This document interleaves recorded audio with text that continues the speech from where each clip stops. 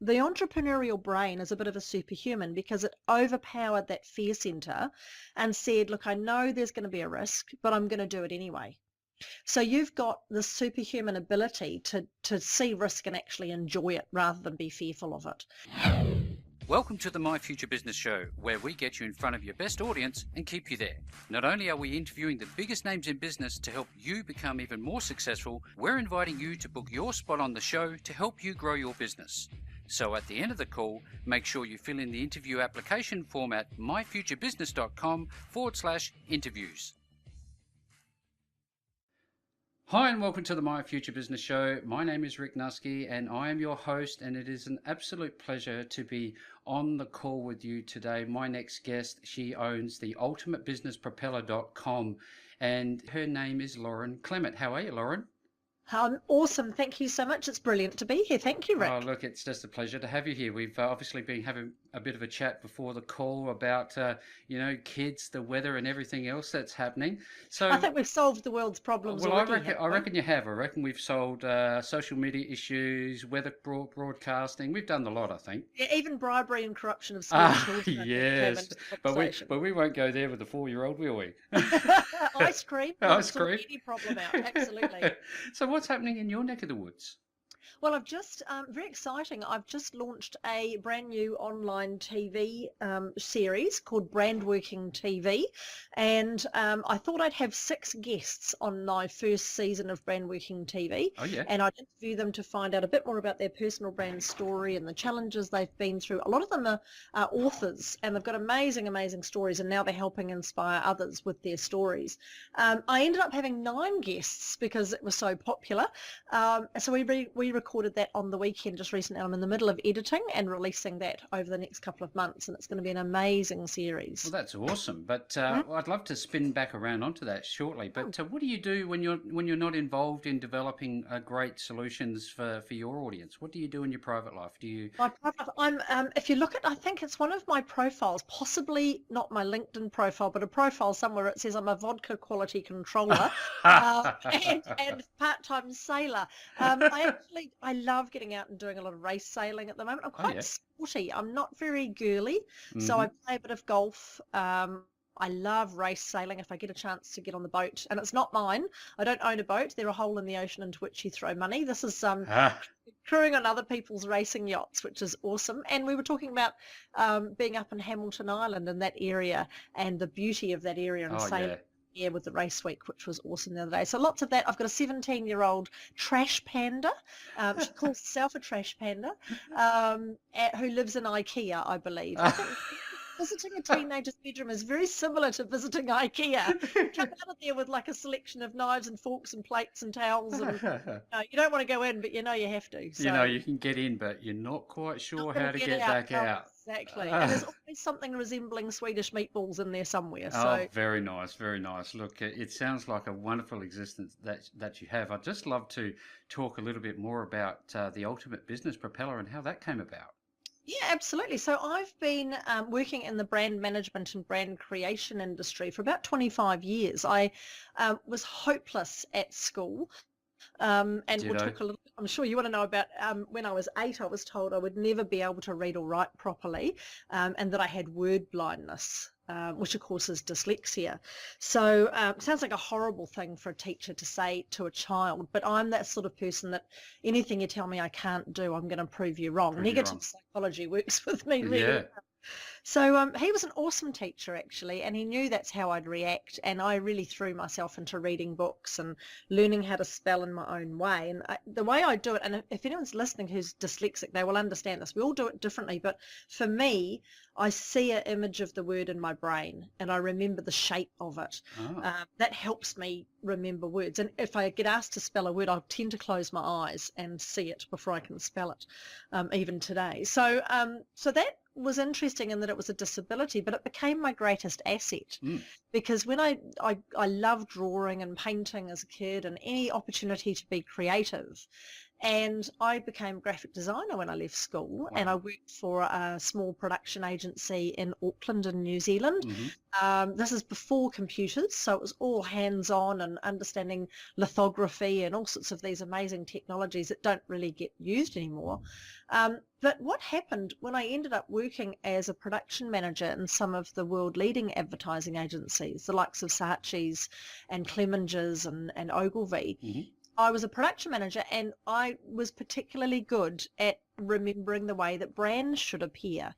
And I was using that ability to see an image of a word in my brain to see the image of the logo. So I could tell you if the color was slightly off, if the tagline was last year's, if the logo had been stretched, Hmm. if it wasn't quite right. And I just had a natural aptitude for it. So that dyslexic disability really did become an awesome asset, and it helped me with being a production manager. So I've always been fascinated with the way the human brain sees brands. And funnily enough, that's actually a science. It's called neurobranding. And I've been studying it for the last probably 5 or 6 years. Hmm. And I opened my consultancy called the Ultimate Business Propeller here in Australia when we arrived here in 2010. And I've used that neurobranding science to help create really amazing, meaningful, standout brands for hundreds of clients, which has been awesome. So just correct me if I'm wrong, is Richard Branson dyslexic? He is, absolutely. There's a number of people who do well in the business world and are very creative, Mm. who haven't particularly got a great track record at school and the traditional way of learning. I'm not a big fan of the traditional education system. No. And I think probably the biggest overall comment I could make is it's a little outdated today Mm. for what its purpose was created for back in the day when you left school and got a job or worked in a factory. And creativity really wasn't embraced or encouraged at school in those days, especially when Richard Branson went to school and when I Hmm. went to school. I was very fortunate to have an amazing teacher who saw that creativity in me and enabled me to overcome my word blindness in the way I needed to, rather than telling me I had to spell a certain way. But yeah, today creativity is one of the most valued assets that businesses are looking for. You've got Auntie Google that you can go to and find out all sorts of things, and loads of technology out there that Yep. does all sorts of things that you used to have to think about. I think we're becoming a bit of a dumb generation in those sorts of terms, because Yep. technology does take the thinking out. But yeah, it's a shame, isn't it, that creativity in business is so well admired. I mean, Elon Musk and the guys at Apple, and all these people who've done extraordinary things and been incredibly creative aren't necessarily the brightest people in No. terms of education. No. But that's never really been encouraged or celebrated in mainstream education. Yeah, there seems to be a need for this, this syllabus of sorts, but I think we need to maybe expand what that includes for our next generations, don't we? Yeah, absolutely. And it makes it hard too, because I understand, my daughter's about to finish high school, and Hmm. she said to me today, I'm going through this OP and QPS and all these different things that she's taught, all these acronyms that I don't understand. I said, don't you just sit exams and finish school, just like the rest of us used to in the 70s and 80s? And she said, no, you are compared to every other student in the Oh, school. Your wow. school, your rating is a basis of how you compare to other people. And that's really the only way that the education system has got to work out who passes and who fails. And there's not even a pass or fail these days. It's more about who gets what in terms of points at the end of Yeah. the game. It doesn't matter if you win as long as you contribute. Have you heard that one? Oh, I know, it drives me nuts. Yeah, especially when you want to build really independent Yeah. and Yeah. and responsible children to get out into society and create and have a positive impact. Mm. And I'm sorry, but the world's pretty harsh. Yes, it is, isn't it? Lauren, Mm. I'd just love to, for the sake of our audience who are beginner entrepreneurs and Mm. small to medium-sized existing business owners, I'd Yes. love to maybe help educate them about personal branding, what that Mm. is, how important it is, and how they should go about developing their own personal brand. Would you mind sharing some information on Yeah, that? absolutely. I mean, the biggest thing I see is unfortunate. I call it WAFDAM marketing, is Wafty. probably one of the biggest killers of small, and certainly small to medium or micro-sized businesses. WAFDAM, WOFTAM, Mm-hmm. and it stands for waste of flipping time and money. Ah. And really, really, if I go back to when I first understood branding, when I worked at Saatchi's before the internet, Mm-hmm. we couldn't just go straight to marketing back then. You couldn't just go, oh, let's create something and stick it out there. You actually had to think about the process and the strategy and what you were trying to achieve and who your target audience was and how you were going to engage with them and connect with them. And it used to cost a lot of money to get your brand out there on TV or the radio and so on. Today, we're in an amazing situation where we have so many channels that we can create our own free TV show, like I am with Brand Working TV. Yep. You can jump on a podcast like this with you, Rick, and you've got a radio station. You can reach people around the world so much more easily and at far less cost than you used to be able to. The trouble is with that is that everybody's doing it. Yeah. So to stand out and to do marketing, that's a real technical term, to do marketing, that actually is meaningful and creates results and gets people ringing you and asking you for help and booking you and buying your services and products, it's really difficult today. Yeah. So you end up doing that WAFDAM because it's almost too easy to get out there and market yourself. You need to really get clear on how you're going to stand out. What is your point of difference? I talk about it that might be helpful for the listeners, Rick, in terms of the 3 R's of personal branding, which stands for recognition. Yep. And we talked about Richard Branson. He's obviously well recognized as a standout personal brand. Everybody knows what he stands for. Yep. He talks about creativity. He talks about failing and getting up, and that's how you learn, and not being afraid and just do it. What was his book called? Screw It, Just Do It, Screw it, or just something do like it. that. Yeah, it's one of them. Yeah, so that's his brand, and his brand flows over into everything he does, the whole Virgin brand and everything. He's created a beautiful umbrella brand for his businesses. And it doesn't matter whether you're on a train or a plane or at a health centre or one of his travel cards or whatever you're doing with Virgin, you get that same emotional connection, that same feeling that he's created with his personal brand that flows over into his business brand. So it's the first question with personal branding is, what do you want to be recognised for? What's your recognition factor that makes you stand out in the marketplace? And it's all about sharing your meaning and your purpose and your passion and getting out there in terms of, this is what I stand for. Because we're living in the world where everyone's a little bit, what would you call it, opinionated and offended at the same time. There's some duality there. Yeah, so it is actually a good thing to have an opinion. Yeah. And yes, you might want to change those opinions if somebody provides you with enough fact for you to do that. But be opinionated. Have your say on what you believe. Because as Simon Sinek says, people will believe what you believe and you'll create a tribe. So what do you want to be recognised for? That's the first R. The second R is all about reputation. What do you want to have a reputation for in the marketplace? And this is all about getting really clear on exactly who your ideal client is and who you like working with. And my tip here is, don't work with horrible people. Life is too short. Just encourage them to visit your competitor. You know, in fact, introduce them to your competitor. You'd be fine. So yeah, exactly who do you like to work with, and really get to know them as closely as you can, because then you can build what I call a cascade of influence, and you end up talking to their key opinion leaders and introducing yourself, and you end up getting what I call word of mouth marketing on steroids. Yeah. Because you've got this ripple effect going on out there. Word of mouth marketing's the best marketing tool for small business because it's free, it's third-party endorsement, and it's like a ripple effect. One person tells another person and so on. So if you've got a personal standout brand and people talking about you, and Jeff Bezos, who started Amazon, talks about personal branding being what people say about you when you're not in the room. So what do you want people to say about you? You know, what words do you want them to use? I once had someone introduce me and she called me, what was it, has dabbled in a number of business. And I went, I've never dabbled in my life. So, you know, I'm not in fact, I suggest not dabbling. I suggest being really specific about what you do. So how do you want people to refer to you? How do you want people to talk about you? What's the reputation you want in the marketplace? And there's a number of things you can do to grow that. And lastly, the third R is respect.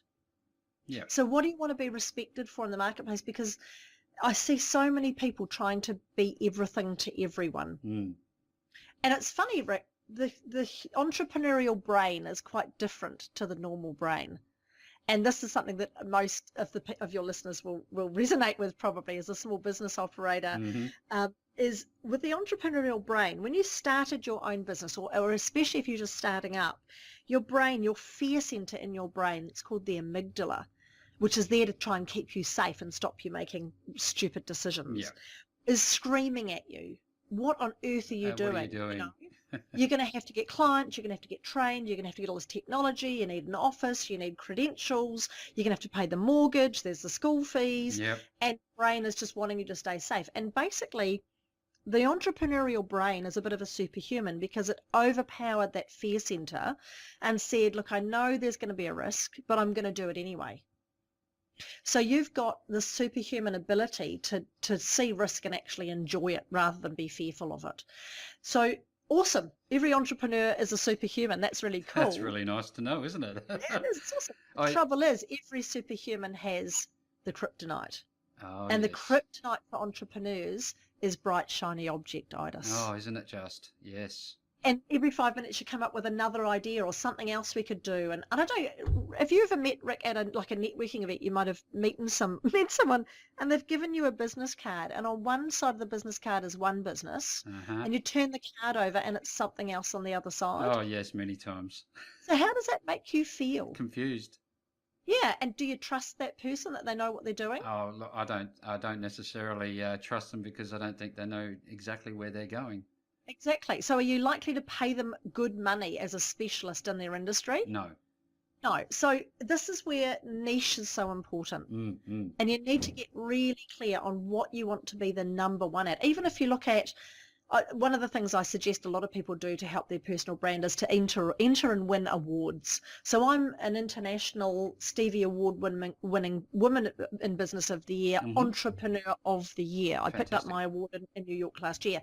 So that sets me on a path to say, look, if you want to work with someone who really understands entrepreneurs, then here's an award-winning entrepreneur. You know, this is what she does. So if you thought about what award you would want to win, is it dadpreneur or mumpreneur? I don't like those terms, but regardless, is it for community? Is it for innovation? Is it as a maverick? Is it as a leader? You know, so what would you want your brand to win an award for? What's your niche? What do you really want to be the go-to? Because then you can start really charging good money. And let's face it, especially if you're selling a service, which is the people I work with mostly, are professional service providers, you're exchanging your time for money. And you can't afford to undercharge. So you need that respect in the marketplace, becoming a best-selling author for that, all those other things you can do, but be really clear on what it is you want to be well-known, well-paid and wanted for. I'd love to, I'd love to talk about your speaking engagements. Is that something that has come natural for you? Is that a skill like everything else that you have to nurture? Yeah, apparently I can talk underwater with a loaf of bread in my mouth, which is, you're experiencing that today, Rick. I did warn you that shutting me up is the hard part. I've always had the confidence to speak. I was very fortunate. I grew up at a YMCA camp in New Zealand in the bush out in Hunua, and we had 300 kids would arrive on a Saturday morning, and they'd be there for the week, and there were junior leaders and leaders, and then they'd leave on Saturday, and another group of 300 kids would arrive in the afternoon. So I was in an environment from a very young age where I was being introduced to people of all walks of life, and I just had that ability to communicate. It was an awesome way to grow up, but I've definitely got no problem with public speaking and confidence. And I one of my passions and my wishes for everybody is that I could get rid of their fear of public speaking and just encourage them that anyone can speak. You don't need to be an extrovert. You don't need to be a trained speaker. You just need to share your passion and your story. Yeah, thank you. And the brain loves the story. So yeah, no, speaking is important, and it is something that from a personal branding point of view, Rick, it's absolutely vital that you can jump on a podcast like we are today, or be interviewed by the media, or go and offer to speak at the local Chamber of Commerce and have valuable content that people are going, wow, this is awesome, because it will make their brain want more of you. I think it's one of those things, once you jump into the deep end, in terms of facing your fears and actually just doing it. That's the moment that you realize that you can be and do and become more than what you are. Yeah, absolutely. And that fear centre is very good at painting really awful pictures of what might happen that never actually come true. I think, what does fear stand for? False expectations appearing real. Yep, absolutely. So, yeah, so it's just a case of, and even if you just start, I mean, I love podcasts because you can sit, I'm sitting here with my jumper and my jeans on, you can sit there in your jammies if you want to, and you can have a great conversation, you can help an amazing audience, you can share some really useful tools, and it's not quite as fearful. No. So start however you can, whether that's speaking at the local library, just share your story, your challenges, what you've overcome, and why you're so passionate about what you do. Well, for everybody who's listening to the show today, you can get a clear understanding of how important it is to take that first step. Now, Lauren, I'd just like to, I have something coming into my mind, this idea of I'm driving down the road and I just see all these signs on the side of the road trying to market to me. You mentioned in your bio back in the 1970s, it was 500 brand messages. Now it's closer to 5,000. How does somebody who's just starting out cut through all of this noise? Do they just say, hey, look, I'm going to get good at one thing and focus on one thing? What's the process behind that?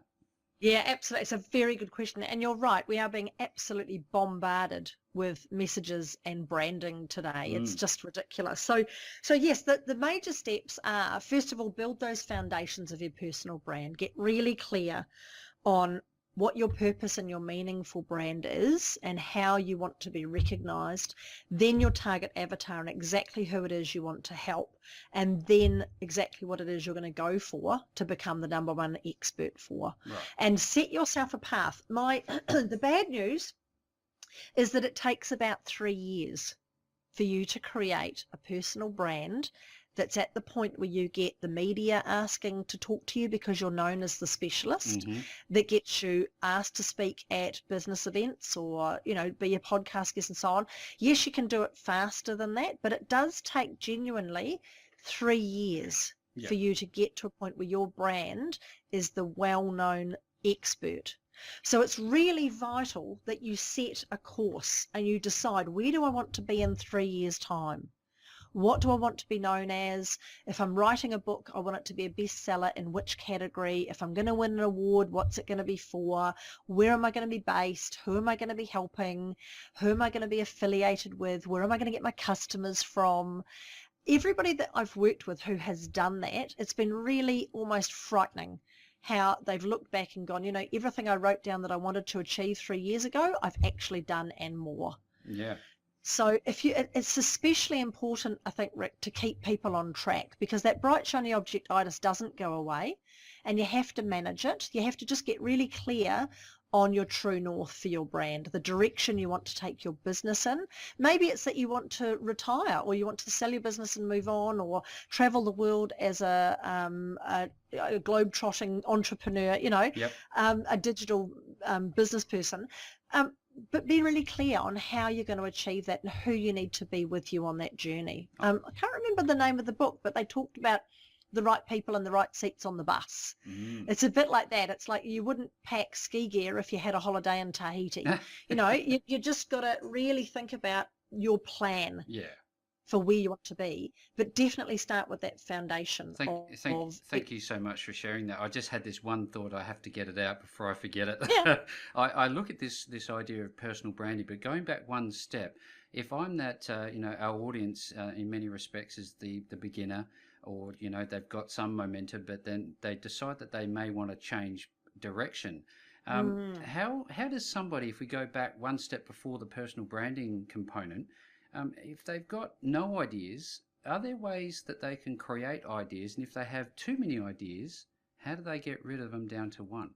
Yeah, absolutely. When you're in a situation where you're really unsure about even, like you haven't even started a business and you've got all of these natural gifts and talents and multiple passions and you're thinking, which one would I like to go with? One of the exercises I take my clients through is to find their niche. And it really is all about creating that similar idea to Virgin, an umbrella brand that can be on top of it. Because in reality, if you look at, for example, I work with a lot of health and wellness coaches and people in wellness practitioning businesses, and they tend to want to define themselves by what they do. So I'm a yoga and meditation expert, Right. or I'm a thyroid specialist and hormone therapist. And that's really limiting you on what you could become and achieve and do in the long term. And really, you're just talking about your modality. Yeah. You're far better off to say, I'm a calmness coach. In fact, there's one brand that we created called Calma, Qalma. Now, she does yoga and astrology and nutrition. That's how she helps people. But her whole message, her whole brand is how I help people live a calmer life.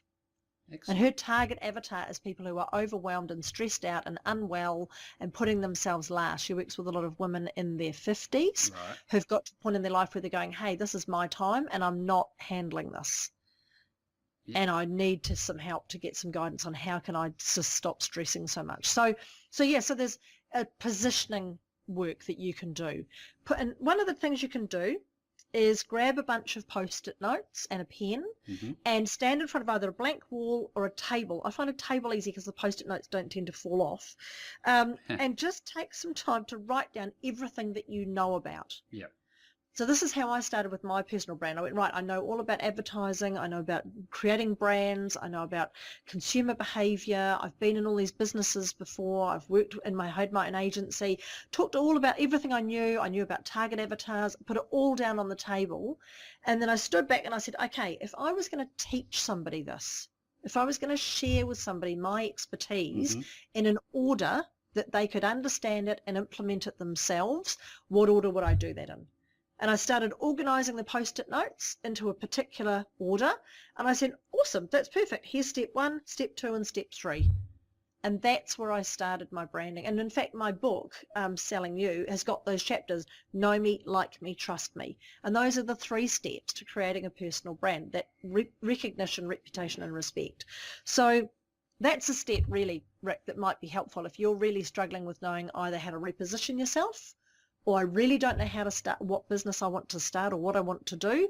There's an exercise you can do that just helps you really look at and gather together all of your natural skills and soft skills, as well as your expertise and your experience. That's just magical gold-covered takeaways for our audience today. Thank you so much for sharing that with us, Lauren. You're welcome. If somebody wants to work with you and learn more about personal branding and the processes behind it, where can they find you? They can go to theultimatebusinesspropeller.com, and I don't know why, as a dyslexic, I had such a long brand name. It's quite funny. I can't spell any of those words properly. But yes, there's a free starter course on that website, and it's video tutorials and workbooks that I've put together to help people get clear on their personal brand and their target avatar and what they want to be well known for and well paid for. And with that, you actually get access to the UB Peers, which is a closed Facebook group. There's about, just over 500 global entrepreneurs in that group that are all collaborating to grow their personal brands. And you also get a free subscription to the Weekly Rocket, which is a email that comes out every week, surprise, surprise. And it's got about 10 to 12 opportunities for people to grow their personal brand, either to jump on your show, Rick, or to jump on other podcasts to be a guest blogger or a guest speaker at events, and I send that out and it's free to help you rocket launch your brand. Lauren, thank you so much for sharing everything that you've shared with us today. It's a real pleasure to have been able to spend some time having just a laid back chat today. Thanks again for coming on the My Future Business Show. It's been awesome, Rick, and I wish all of your listeners the absolute best of success. They really do deserve to be well known, well paid and wanted because, man, you've got amazing gifts and talents that the world needs. It's been fun having you on the call with us today. Now click on that big red subscribe button and make sure you leave us a comment, share us with your friends, and join the growing list of leading entrepreneurs who have enjoyed their time on the show at myfuturebusiness.com/interviews.